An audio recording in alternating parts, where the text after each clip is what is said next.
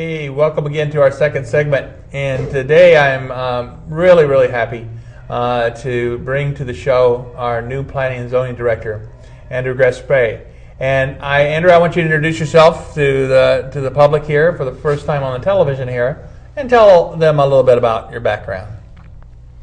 Well, greetings. I'm glad to be in Lebanon. I originally hail from the Midwest. I'm from Cincinnati originally and have spent a lot of time in the Midwest, but also have been fortunate to spend a lot of time overseas and all over the country.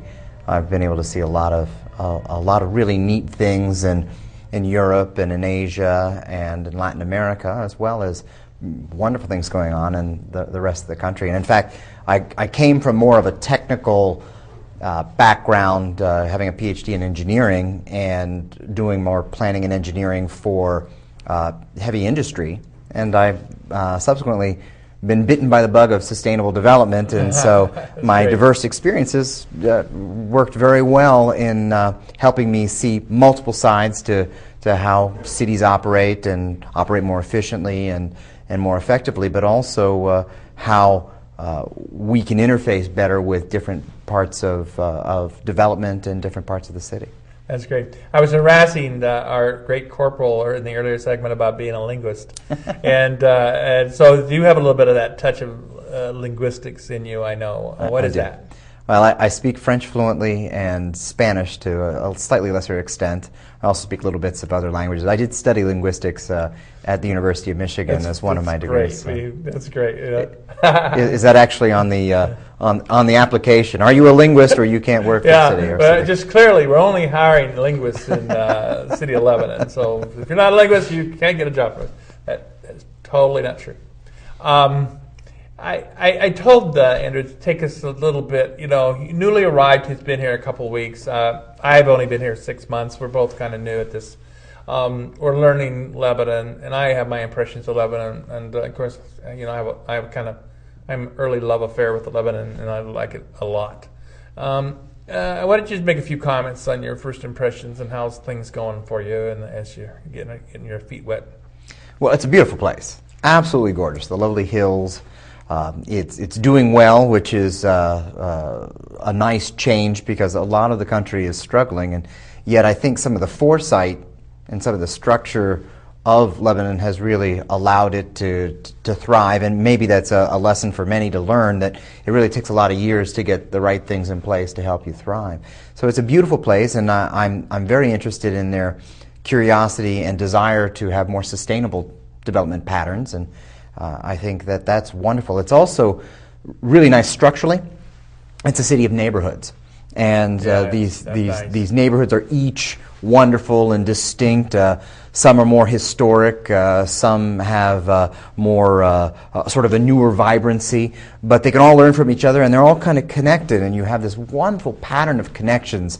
You have great circulators. You have great transit. You have the potential for wonderful bike and ped connections. You have the opportunities for green corridors and greenways, all of which will help your neighborhoods perform better as neighborhoods as you're moving forward, as well as helping to connect the neighborhoods and help people more easily go from one place to the other and be very free for both just transportation, but also for innovation. Being able to get around helps you innovate more and helps give activities for young and old and throughout the year. And I think that the potential is really striking.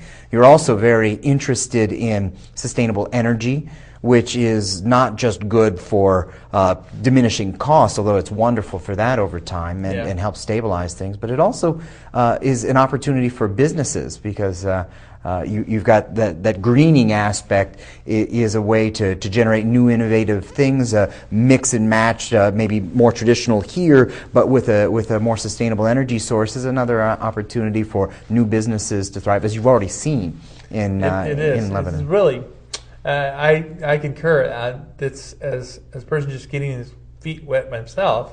That is really a good capture of it. I think about the world, I think about world class. Lebanon is a place that world class can find a home because there's just some marvelous things going on here. I mean, Dartmouth Hitchcock, when I first saw Dartmouth Hitchcock, I thought, my God, a flying saucer came out of the air and landed in a forest, and there it was, magically, an incredible medical center of New England. And I thought, boy, that is marvelous, you know. And then as I came down to the downtown, I went to downtown Lebanon. And when I was down in downtown Lebanon, I thought City Hall, my first thought of that whole thing was that was really kind of epic looking, and it had all that history just there, and that green, and yet, you know, just that beautiful, you know, the way the City Hall looks, and to have culturally an opera house and a City Hall, that kind of freaks me out to have that kind of relationship. I go to West Leb. You know, I'm in West Leb. It's just interesting, those interesting places. You know, I go into some place like the West Leb, you know, go into the supply store. I go in there, I think, well, is this going to be simply grain and dog food? This is the best, very best pet store I've ever seen. It's and just incredible. And, you know, you go into some of the small places here locally and have a bite to eat. It's really marvelous. People are friendly, and it just the feeling of life and spirit that's lurking in the downtown areas is really there. And then, like you say, you capture the neighborhoods. So you feel a burden that there's challenges here that we've got to work all together and figure out how to do it. Well, I think you've underscored that. I think you've kind of drawn the answer. It's a balance. There's the opportunity for everything in the wonderful template of Lebanon. You have old, historic, absolutely exquisite, and you have new, which is also exquisitely done. The architecture, you know, Dartmouth Hitchcock, as you mentioned, fabulous. And there are places for everything. If you have the will to kind of say, well, we value all of it, let's make sure we preserve the things that need to be preserved. There's wonderful green space and open space, forests, mountains. It's exquisite, and you need to preserve those resources because that's what makes the town the town. It's the bones that you're working for, and so you have to cherish it. But at the same time, you have to find the right places, and this is good for the development as well. If you turn it away, you miss the opportunity to show the rest of the world, you're talking about world class, how to do it right. Let's have these cluster developments, which have the vibrancy of much larger cities, but in clusters around the city that give opportunities for those neighborhoods to have that connectivity and places where we want things to happen, and also preserve the places that we want a little bit more low-key, more residential or more agrarian or what have you. So I think that the challenge is not to say, oh, wait, no, we got to have just this, because the town is bigger than that. The town has more opportunity to share and to get work together to say, we need to do what you want and we need to do what I want, and let's see how we can find the right mix and match to make that go. And your structure is already there to allow that to happen. Now, we have a year laying ahead of us in our first year together. What do you see some of the highlights of where we're going to try to do work? What are we going to try to do? Well, first, I think the master plan, I'm a little late for that, but it's marvelous, the framework that's setting forth, trying to challenge Lebanon to achieve these great visions, which are really doable in Lebanon, which is, they're not setting their sights too high, it's actually achievable.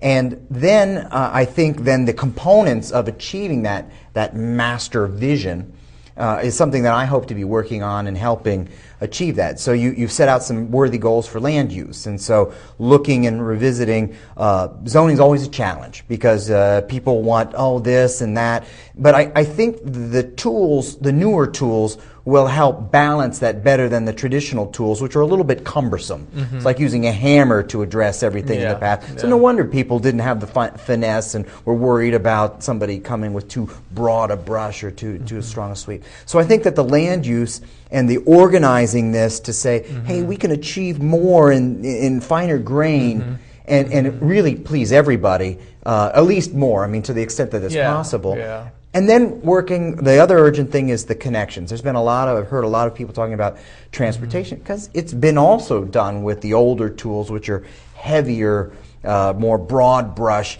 and you really need a little bit more finesse. And part of that's multimodality. We tended to focus on automobiles, which are still the number one way of getting around most places at a larger scale.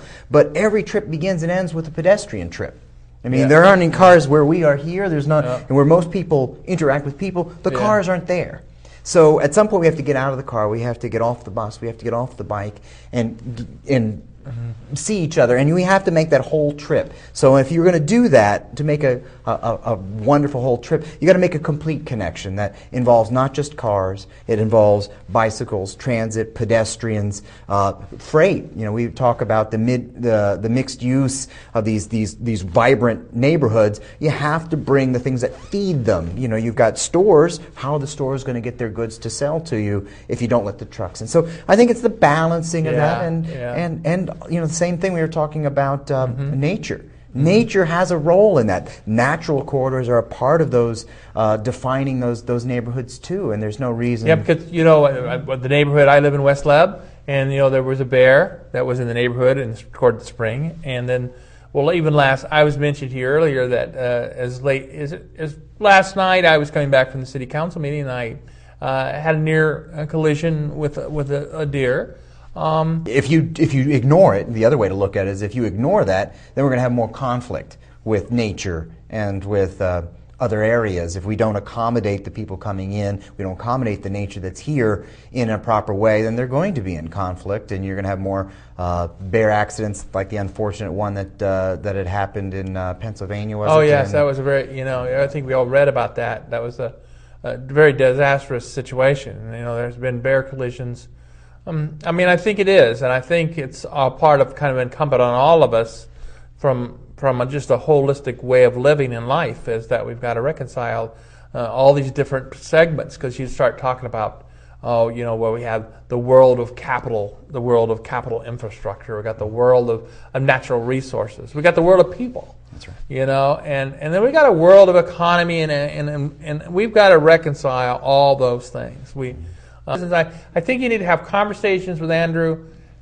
He needs to listen to you, and that's going to be really, I think, one of the best things when I was first interviewing Andrew was that his ability as a listener.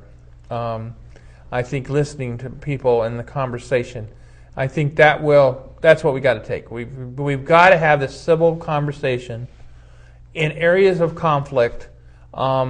And how our future is going to be, and we just can't say, I'll say no, and I'm not going to get involved anymore. I walked this line. I'm stopping here. That's as far as I go.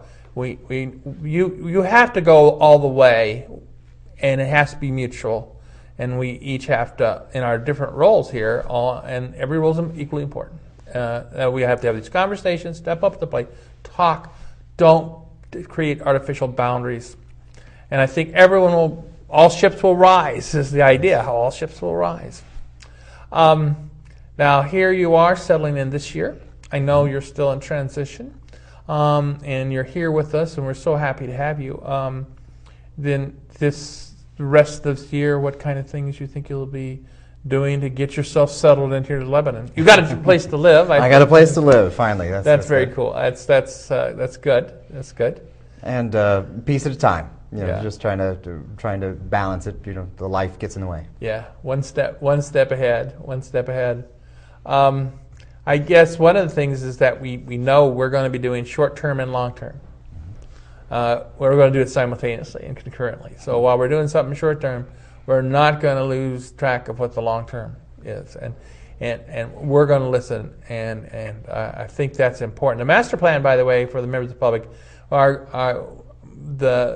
we hope to provide that to you here in November, and share it with you, and then have sort of a celebration that we will have everyone try to experience with us, and then go into the formal planning and zoning process. So this is an important milestone in the community. After all the good work you've done in your committees, your subcommittees, people come and talk. It gets frustrating after a lot of years of work, but I think we'll improve the product, and Andrew then will help you with conversation as we look how that product and all those things that are going to be necessary, and you're all going to be doing it together.